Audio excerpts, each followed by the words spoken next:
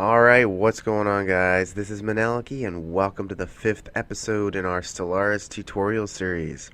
In this one, we're going to be talking about Guardians, Enclaves, and Megastructures.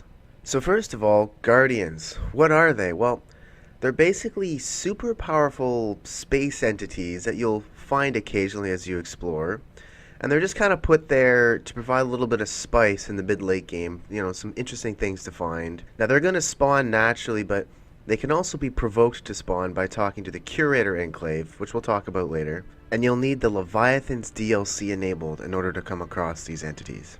So first off, we have the Ether Drake, which is basically a giant space dragon. Now when you find this thing, it's just going to be wandering around its home system, minding its own business, guarding a planet called Dragon's Horde, which is an immensely rich planet. Now at range, the Drake is going to engage with its breath weapon, which is basically a long-range beam-style weapon, which is incredibly powerful. And as you get a little bit closer, it's got a number of electricity-based weapons that it's going to engage with. And these can also kind of double as point defense against any fighters. Now, being a dragon, of course, as you can imagine, this thing has a lot of armor. So in order to fight this thing, you're going to want to use weapons that have quite a bit of armor penetration. I like things like heavy torpedoes, or you can even use things like, Tachyon lances or focused arc emitters, or, like I said, any weapon that's got a good armor penetration value should do well against the Ether Drake. Now, it's very, very important to realize that before you attack an Ether Drake, it has a special mechanic where if you attack it and you don't do sufficient damage and you just retreat, it's going to backtrack you to your system and start killing your stuff. So you want to make sure that you're sufficiently strong to be attacking this thing. So you're going to want something like somewhere in the neighborhood of 25,000 fleet strength or something like that, or better, in order to fight this thing. So as a reward for killing this thing, there's a number of benefits. First of all, the admiral that was in charge of the fleet that killed the thing will get a little bonus, which will help him out in combat, kind of a dragon slayer bonus. You'll get access to a dragon shrine, which will help out happiness on your planets. Most importantly, you're going to gain access to the Dragon's Horde, which is an immensely rich planet, which not only provides you with a ton of resources, but it'll eventually allow you to research the dragon scale armor, which is the heaviest armor in the game, as well as give you the chance to potentially hatch your own baby Ether Drake and have it follow your fleets around. Next up, we have the Spectral Wraith, which is a sort of jellyfish-looking thing that'll float around the system. Now, this one's a little bit more mobile than the other Leviathans, or the other Guardians, rather. It can actually move between stars, so you really gotta kind of keep an eye on it that way. It comes in 3 different varieties. There's red ones, yellow ones, and blue ones. And the way this works is the different color wraiths are weakened when they're near different types of stars. So you really kind of want to fight it when it's near the right type of star. For example, the red wraith is weakened around red dwarf stars or M-class stars. The yellow wraiths are weakened around yellow dwarfs or G-class stars. And the blue wraiths are weakened around blue stars. Now for weapons, the Spectral Wraith will use highly accurate long-range beam weapons. So you're going to want a lot of shields against it, but it also has no shields of its own. It only has heavy armor. So you're going to want things like beam weapons of your own, or torpedoes, or plasma, or that sort of thing. Something with a lot of armor penetration will do well against the Wraith. Now as a reward for killing this thing, you're going to get a bonus to your physics research speed, your energy weapon damage, and your energy production. Next up, we have the Dimensional Whore. This thing is badass. It's this giant, I don't even know, bug-looking centipede monster thing. I can't even describe it. It's crazy. It doesn't move around. It just sits in one place because it's stuck between 2 dimensions, so it can't quite get through. So it doesn't move anywhere, but it doesn't have to because its weapon systems are so long range that they can hit you from anywhere in the system. So the trick to fighting this guy is you want to warp into the system as close to it as possible so you can start engaging with your weapon systems as close as possible, because as soon as you warp in, it's going to start shooting you from all the way across the system. So your best bet is to get on top of it as quickly as you can. Now once again, this Guardian uses long-range energy weapons and has no shields of its own, only heavy armor. So once again, the tactic is going to be armor-penetrating weapons. Again, torpedoes, Tachyon lances, plasma, that sort of thing. Your reward for bringing this guy down is going to be the activation of the jump drive tech and about 50% progress towards completing it if you haven't already. Now don't forget, jump drive tech is a dangerous tech, so once it's completed by anybody in the galaxy, the unbidden now have a chance to spawn. If you've already got the jump drive tech, you're just going to get a boatload of engineering and physics research. Next, we have the Stellarite Devourer, which is a large, glowing creature of sorts that likes to eat stars. Because it's so bright, it will actually lower the habitability and happiness of the planets that it's close to, because it kind of acts as a second sun. It's extremely aggressive and has a very wide array of weapons at its disposal, including torpedoes, plasma, lasers, all manner of things. There's no real good focused defense against this one. Maybe a lot of shields. A lot of its weapons are weak against shields, but it does have the torpedoes to punch through there. But your best bet's probably going to be heavy shields. And of course, once again, it has no shields of its own, so you're going to want heavy armor penetrating weapons to take this guy down. If you do manage to kill it, you'll get access to building the Stellar Devourer trophy, which will give you an empire-wide happiness boost. And also, there is a chance that one of the planets within the system will be transformed into a mineral-rich Gaia world, which is actually pretty damn nice. Next up, we have the Automated Dreadnought, which is a massive, massive capital ship. It doesn't do anything particularly odd, it just kind of floats around the system.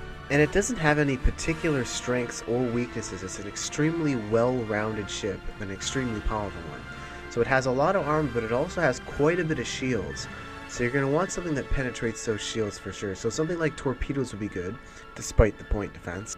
Now the Dreadnought does kind of have all its bases covered in terms of weapon systems. It's got large disruptors, which are good against shields. It's got large plasma, which are good against armor. It's also got small versions of either of these, which are good against smaller ships. And of course it's got point defense, which is great against missiles and strike craft.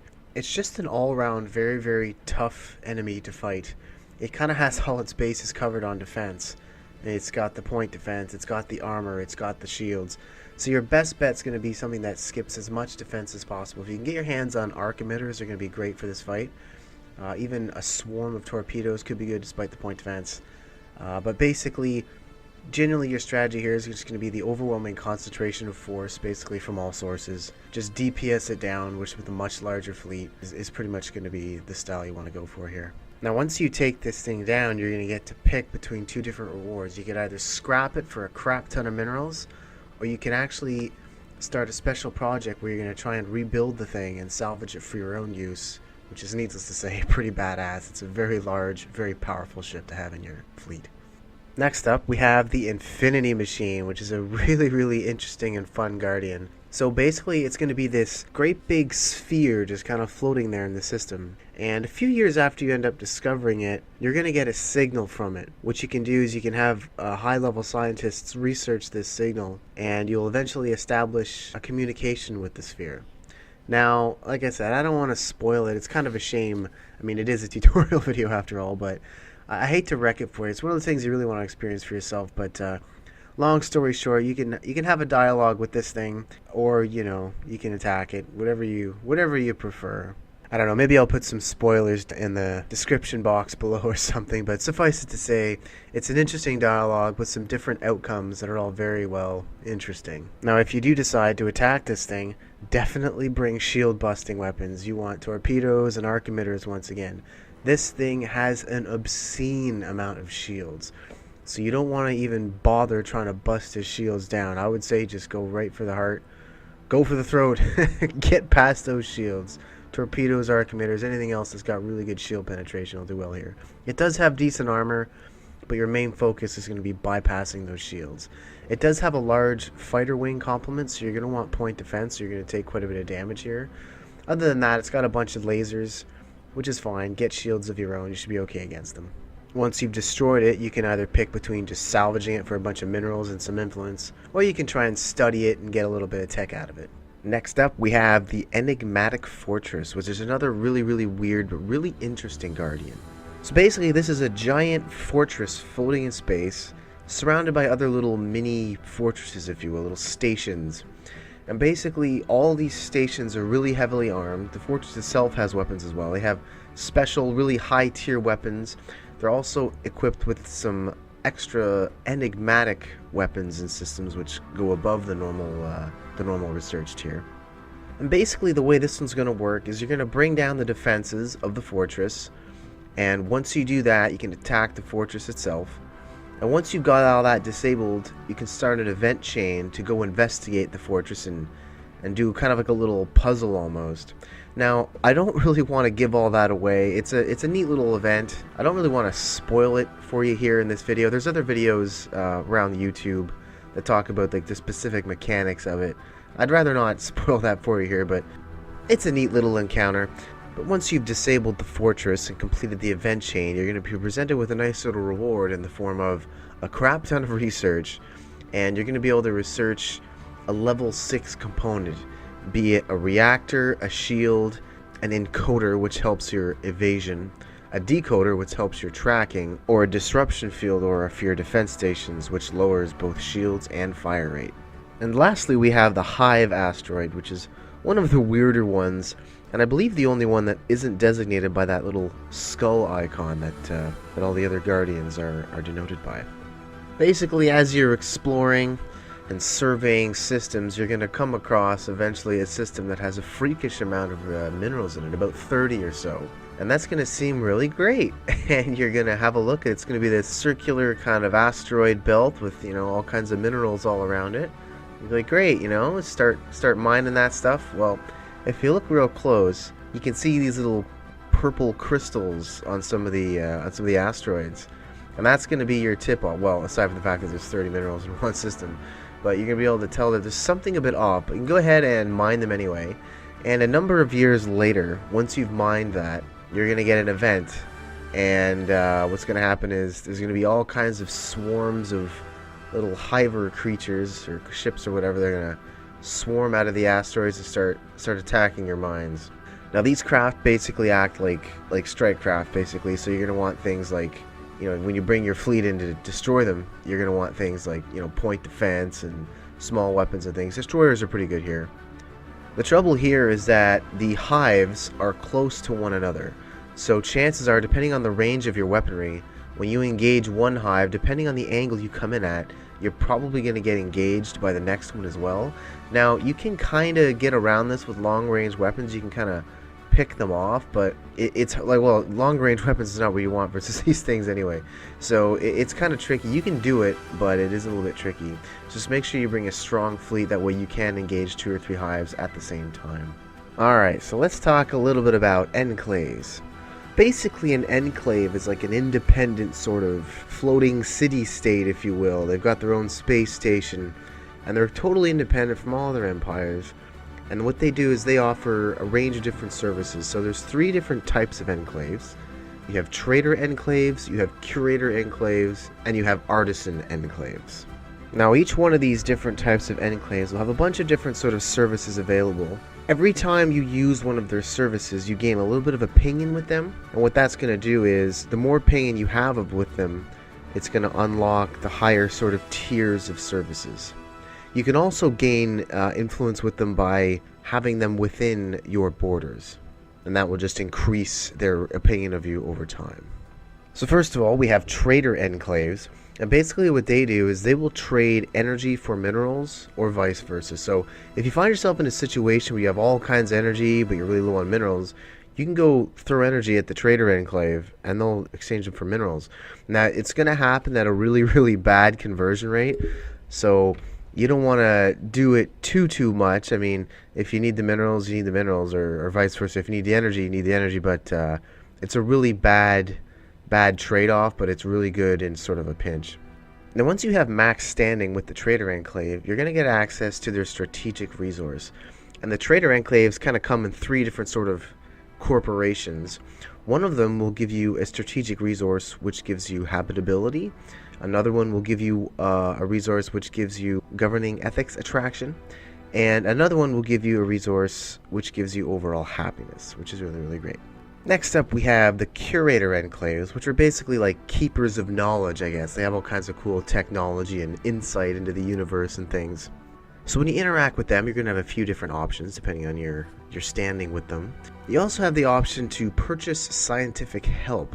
That's going to give you a buff for about 10 years called Curator Insight, which is going to give you 15% of your science output, as well as the possibility to be able to pick unique technology choices which can enhance your science ships. You can also ask about the mysteries of the universe, which is going to pinpoint the location of a guardian on the map.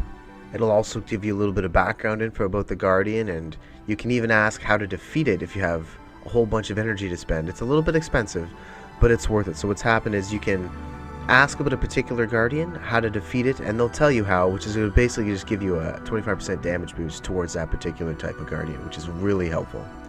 Now, once you have a high standing with the curators, you can also ask to hire a scientist. This is going to give you a level 5 scientist, and they have a special trait called Curator, which is going to give them 15% research speed, whole bunch of survey speed, 25% I believe, and less anomaly fail risk. So they're going to be really strong scientists, whether you want to use them for surveying or research. Now, you can only have one of these guys at a time. Even if you have multiple curator, enclaves as friends, no matter what you do, you only have one of these uber scientists at any given time. And lastly, we have the artisans. Now, these guys are basically entertainers or artists or that sort of thing. From these guys, you can commission monuments, and the way that's going to work is if you pay 1,000 minerals, they're going to give you the sort of option to build, or the chance to build on one of your planets, an art monument, which is going to give you a boost to your happiness, your unity, and your migration attraction for that planet. You can also spend a little bit of energy to become a patron. This is going to last for 10 years, and it's going to grant you 15% unity gain. And during this time, it'll also allow some patron events to happen potentially. One of which allows you to buy some influence at the cost of minerals, and the other which allows you to have access to yet another unique building called the Ministry of Culture, which is going to give you a boost to your happiness, your unity, and your governing ethics attraction on the planet, as well as a boost to your overall empire unity. Now, the last option, once you've had enough standing gain with the artisans, is they will give you the option to hold a festival. So at the cost of energy, minerals, and influence, you can get a festival going across your worlds, and it's basically going to give you extra happiness and population growth. Now, there are special events that can trigger during this time, but we don't want to spoil those here. They're a little bit interesting. Now, it is important to note that you don't have to be all buddy-buddy with these enclaves. If you're playing a more aggressive nation, you can always choose to just completely destroy them if you like. Now, they are relatively strong, they're space stations, so, they're not complete pushovers, at least not in the early game, but it's nothing you can't handle with a relatively normal mid-game fleet. Just be aware that if you attack a particular enclave, all the other enclaves of the same type are going to become hostile, and you're not going to be able to trade with them anymore.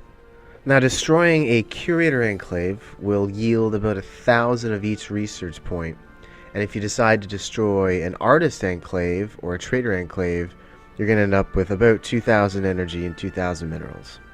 Alright, let's talk about megastructures. These things are part of the Utopia expansion, and so you'll need that in order to build them. They are massive structures that you build out in space that will give you huge bonuses to your empire once they're complete, but they are insanely expensive and time-consuming to complete. There is an ascension perk called Master Builders, which will help mitigate the cost a little bit, but it no longer lowers the time to build, so it's still going to take you quite a long time to build them. First of all, we have the Dyson Sphere. This is the sort of poster child for the Utopia expansion. You're going to see it in all the artwork, all the cover art, all the videos, that sort of thing. It's a massive, almost looks like a soccer ball shaped structure that you will build around a star. The idea is you encompass a star completely in this shell, and it completely harnesses all of the energy output of that star. Now, the Dyson Sphere will require the Mega Engineering technology, as well as the Galactic Wonders Ascension perk in order to complete. Now, the Dyson Sphere is actually built in stages because it's such a huge project, such a huge undertaking. So the first stage you're going to have to build, basically, build the construction site, and that's going to cost you influence and a whole bunch of minerals. Once you finish that, you'll get option to construct the next stage, which will cost you even more minerals and even more time, and eventually reach a point where it's going to start outputting a little bit of energy. And every time you finish a new stage of the Dyson Sphere, it's going to grant you a little bit more energy, till eventually the point comes where you complete the Dyson Sphere after tons and time and tons of resources invested into it, and it will eventually output a whopping 400 energy. That can pretty much single-handedly solve your energy problem for the game. Next up, we have the Ring World. This is a massive ring-like structure that's built around a star. and it's meant to basically provide living space for your empire. To build one of these, you're going to require the Mega Engineering technology as well as the Circle of Life Ascension perk. As with the Dyson Sphere, the ring world is built in stages starting with the site, and to get this thing going, you're going to need a huge amount of resources as well as usual initial influence costs just to get it going. There's also a very interesting upfront cost for the ring world. You need to build it in a system that has a number of uninhabitable planets on it, because these planets are literally going to be consumed in the construction process of the ring world because it's so freaking huge. You need all that building material. So once you've got through all the stages of construction and your ring world is finally complete, what you're going to be left with is a giant space station essentially that's basically worth 4 25-size Gaia worlds. That is basically a ring world that's worth 4 planets at 100% habitability at size 25. That is huge. That is insane. Having a ring world can be a huge boost to your empire and give you a massive advantage over your opponents. Next up, we have the Science Nexus, which requires the Mega Engineering as well as the Galactic Wonders Ascension perk in order to build. As you may have guessed from the name of it, it provides a huge bonus to your science output once it's finally finished. Now, it's not as expensive or time-consuming as some of the other Megastructures to build, but either way, it is still a pretty big investment. One interesting fact about the Science Nexus is, as you build them, they do not increase the amount of technology points you need to research tech as it would with a planet. So, you know, the more planets you have, the more your tech costs go up. But you can build Science Nexuses and they don't go up, so it's pretty handy that way. Next up, we have the Sentry Array, which also requires Mega Engineering and the Galactic Wonders Ascension perk. Now, what this thing is going to do is it's going to provide full vision of the entire galaxy in terms of sensor information. It will not provide survey data on planets, but it will provide sensor information in terms of ship positioning and ship movements and stuff. It's like a giant radar, so you have to see where everybody's stuff is, and nobody can hide anything from you. I always found this to be really nice, particularly when I'm playing a really aggressive empire. If I'm playing a Fanatic Purifier, the Sentry Array is an absolute must. There's nothing worse than people hiding their fleets from you, or you're not knowing where people are or whatever. So you definitely want this thing in the late game. The sensor ranges provided by plants and ships is just not enough, I find, in the late game. It's so easy to hide fleets, but with the Sentry Array, that's no longer a problem. Much like the Science Nexus, this won't take a colossal amount of time and resources to build, but it's still a pretty hefty investment. Lastly, we have habitats. Habitats are basically giant space stations that you'll build around uninhabitable planets. What they essentially create is a 100% habitable planet that you can then colonize. So it is important to note that when you build this thing, it's not ready to go. It's not colonized. You actually have to send a colony ship over to colonize it. Now, in order to build this thing, you're going to need the Voidborn Ascension perk, as well as the Battleship and Fortress technology. This is the only megastructure that does not require Mega Engineering to build. Compared to the other megastructures, the habitats are by far the cheapest to build. They only cost a little bit of influence and only a few thousand minerals in order to build. Now, one interesting thing about the habitats is they're much better suited to producing energy and science than they are to minerals. So they kind of make really good focus worlds, good research lab worlds, or good energy producing worlds. Not so much good for the mining. Habitats also have their own unique background tile set, as well as different unique buildings to choose from. Just be careful though, because just like planets, habitats can be taken over in times of war, so you'll want to guard them closely. Well, I think that's going to be just about it for this video. I hope you guys enjoyed it. Do stay tuned for the next episode in the series where we're going to be talking about endgame crises. But until then, guys, thank you so much for watching, and we'll see you next time.